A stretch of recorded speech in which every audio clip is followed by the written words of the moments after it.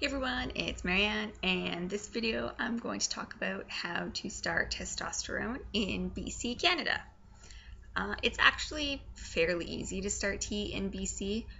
You just need to see a doctor and a psychiatrist for 3 months, and within those 3 months they will diagnose you with gender identity disorder, and then once those 3 months is done, you are able to start T.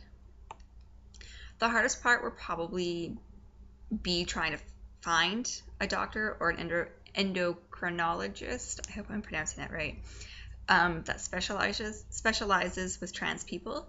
And once you find that doctor, the wait list is usually pretty darn long. So just because they are far and few in between that specialize in dealing with trans people. So that's usually the hardest part, is trying to find that doctor and then be put on the wait list for it. You don't need to see an endocrinologist or a doctor that specializes with trans people, but many people do seek out those kind of doctors, just often because their primary family doctor doesn't really know enough about hormone replacement therapy and don't feel comfortable prescribing T or estrogen or whatever your case may be.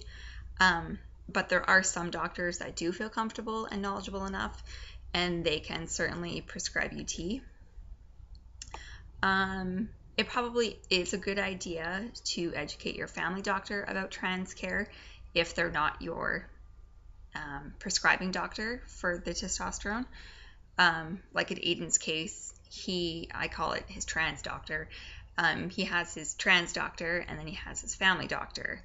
And his family doctor, I guess our family doctor, he's a bit of the older generation, so he's not completely, I guess, up to par about trans knowledge. And I personally don't think he would feel comfortable, prescribing the T just because he doesn't know a lot about it. So when Aiden gets like his blood work done and anything like that, his trans doctor will forward the information to his family doctor. That way they're both in the loop, and vice versa. If he were to prescribe anything, like his family doctor, the information would get forwarded to his trans doctor, just so, again, everyone is in the loop. I will post below 2 different links to the Vancouver Coastal Health website. One of them is going to be how to work with your doctor and your nurse to get, I guess, good primary care. And then there's also another one that's guidelines for primary care. So, print them out, give them to your family doctor, just so that they can be a bit more educated with trans care. And by all means, my Americanos, you can print it too. I mean, it's not just specific to BC, Canada. It's just a primary guideline so that your family doctor can be more educated. With the psychiatrist end of things, it is extremely, extremely, extremely important to be open and honest with all of your doctors, but especially the psychiatrist. Any underlying issues that you may have need to be dealt with before starting T. T is not going to fix your problems. If you're depressed or have anxiety or whatever the case may be, you need to tell everyone. You have to tell people before you start T. I can't emphasize this enough. T is not going to fix your problems. Yes, it may delay the process of starting T, and yes, that's going to suck, but you'll be able to enjoy your transition so much more if you've dealt with these issues first. So just be open and honest about how you're feeling and any issues that you may have before you start T, just because, like I said, it'll make things go so much more smoothly for you once you actually get to start T. And I guess just to kind of finish off this video, once you've started T, it's also extremely important to get your blood work checked. I think it's every 3 months, just to make sure you check your T levels, your cholesterol, and everything like that, just to make sure that everything is going as smoothly as it can. Because if you have too much T in your body, it actually converts back into estrogen, so it's kind of counterproductive.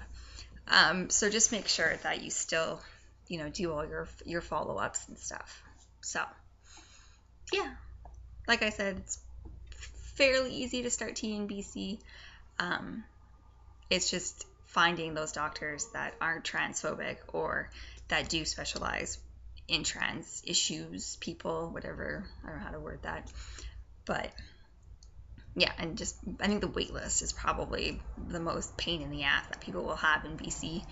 Just because I know where we are, there's one doctor and one psychiatrist that actually specializes with trans people. So they have the entire valley. We live in a valley, and probably I don't even know how many cities and towns they deal with, but there's only 2 of them, and they're very, very closely connected. I think they have like a meeting like once a week, and they discuss their patients and stuff and make sure that they're on the same page, and one hasn't missed something that the other one hasn't seen or missed, whatever. So yeah, that's all for BC, Canada.